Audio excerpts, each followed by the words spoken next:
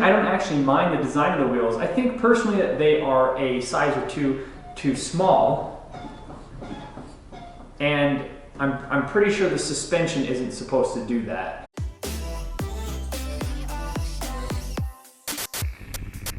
Welcome back to Tenza Motorsports. Today we are introducing our newly bought BMW 7 Series. This was the cheapest E38 740i for sale in the United States. And luckily enough for us, it was only an hour south of where I live. So I went down earlier today, went and picked it up, and brought it back up here. So it made the journey home plenty fine, no overheating or anything like that, but there are definitely some things wrong with the car. But first I want to do an overview on a car that is coming close to 25 years old. Luckily enough, this car only has just over 120,000 miles, surprisingly enough. But the age is starting to show, even though the miles aren't necessarily there. And to answer most of the questions that you might have right off the bat, yes, it is as big as it looks on camera. This thing is massive.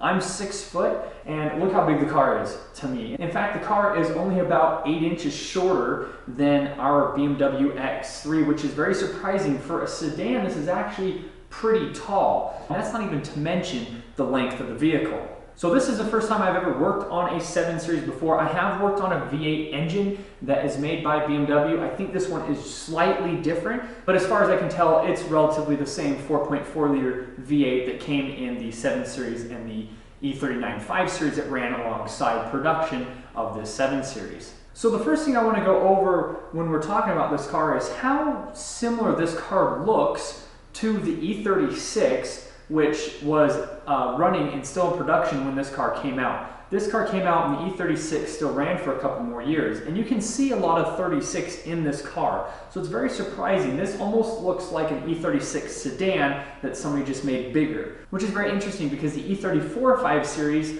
that was ending, that became the E39 5 Series, never really looked like the E36. The E34 5 Series kind of went from an E30 style looking car to one that looks like it ran alongside the E46. The 7 Series started off looking like an E36, and through its production years it went through a couple variations, including a facelift. That's when it started to look more like the E39 5 Series and the E46 3 Series. So things like the front bumper, the headlights, the taillights, even the lift points on the side of the car are all the exact same, or looks the same, as the E36 3 Series. So I do like this car. I do like the styling of this car. I wish it was the facelift, but I'm not going to complain for the price that we paid for it. Which brings us around to the price. We paid only $1,700 for this flagship BMW. So the things that we are planning on doing to the car, we will discuss in a later video. There's a lot of things that are going to be going on. This isn't going to be like a full race car or anything like that. We're just going to be basically going through the whole car, fixing everything that needs fixing, upgrading a bunch of fun stuff, and there might be an engine swap in the future. But for right now, I'm going to give you the tour of the car and everything that I learned on my 60-minute drive back home. So first thing I noticed when I was walking through the car is some tape here on the windshield, brand new gasket, and a really clean windshield. This is a good thing for us, even though it doesn't have the rain sensing or anything like that. Windshields, even cheap windshields, can be a couple $100s. So that saves us some money there. That's a good thing. The next thing I noticed as soon as I turned the car on and started to drive was the power steering was making a lot of noise. Now that can mean one of two things.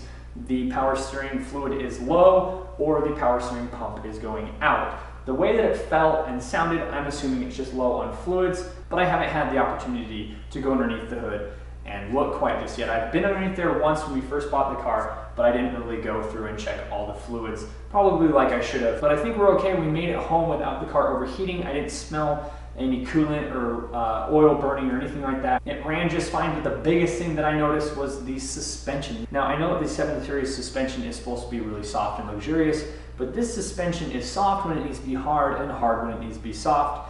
And it was also starting to shimmy the wheel a little bit. Every time I go over a bump, anything over about 60 or 70 miles an hour, the wheel would shimmy. Almost the same way that your wheel moves if your brakes are warped and you're hitting your brakes as you slow down, your steering wheel will start to shake. It kind of did that a little bit, so I'm hoping that's nothing serious. But a steering rack overhaul, new control arms, and suspension should clear that problem right up. So without further ado, let's get the hood popped and show you this magnificent 4.4 liter V8.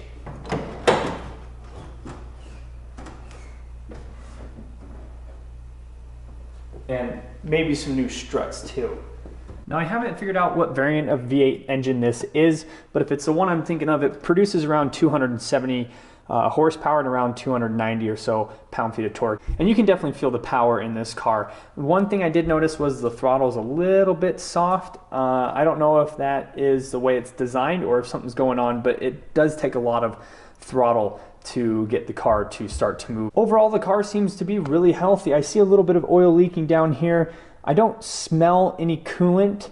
I didn't smell any oil burning, so it looks to be in relatively good conditions. So luckily enough for us, it doesn't look like anything major is broken. It looks like we're gonna get to do some fun stuff, some suspension and some more upgraded parts to make the car a little bit more fun. The main goal of this car is to be kind of a cruiser, street cruiser, and then if we want to take it to the track every now and then, it doesn't have a problem doing something like that. But this obviously isn't gonna be a stripped down complete track car like the E46 is. So moving on to the interior of the car, the driver's seat and the armrest are basically unrepairable. They're starting to get pretty bad. So this whole entire piece of leather here would either have to be replaced or the seat would have to be replaced itself. It actually has quite a bit of adjustments, about everything you can think of for the time it actually has. For what I can... But from what I can tell, I didn't actually see any heated seat buttons. So that was a little bit odd for the seats not to be heated. Unless I'm just not seeing it somewhere, I don't think these are heated seats. The steering wheel is actually electric. So what this does is it raises up as you get out of the car. And then when you get back in the car and shut the door, the steering wheel will lower back down to the position you had it when you were driving. That's pretty cool. That works in and out, up and down. And probably one of the biggest downsides of this car, which is probably to nobody's surprise, it is an automatic. That might be changed in the future. Everything else in the front here is as you would expect, and let's move on to the back and the condition that the back of the car is in. Well, I was gonna get into the back, but it doesn't seem like the door lock button is working. That looks like it's broken. And I just saw this, A and M. I don't know if that's auto and manual or something like that. I have no idea what that means. So I'm gonna have to look that up or play with the car to see what that does. So let's see if we can get into the back seat here. All right, so into the back seat. Looks like it's pretty clean. Doesn't look like there's been a lot of people even back here at all. And we'll just see how comfortable it is. So I'm 6 foot and the front seat is set to where I was driving. Actually, it might be a little bit further back, but that's decent room. It's not too bad. And if you look here, there's a little hump in the ceiling. This actually gives me probably about 3 inches or so of headroom. So not too bad on the inside of the car here. We have an ashtray here. Looks like everything's working for the most part. Okay, so we got a compartment there, but I don't see any cup holders back here at all. And some water damaged instruction manual. This makes me a little bit nervous because normally this stuff sits in the jockey box. And there was one thing I noticed earlier, which was when I was looking at the VIN, there was, I don't know if you can see that, there was some condensation in there. So that makes me a little bit nervous that maybe the front of this is leaking a little bit. Let's check out the trunk, make sure there's nothing super obviously wrong back there. So this trunk is super hard to open. It's like you have to push and pull up on it, but the struts are broken. So the trunk's like really heavy and I can't do both at the same time. So give me a second. All right, so I got the key here to kind of use as like a little bit of a handle. And this trunk is unbelievably heavy. Like kind of dangerous without these struts working. So we're just gonna hold that open. So the trunk is really big.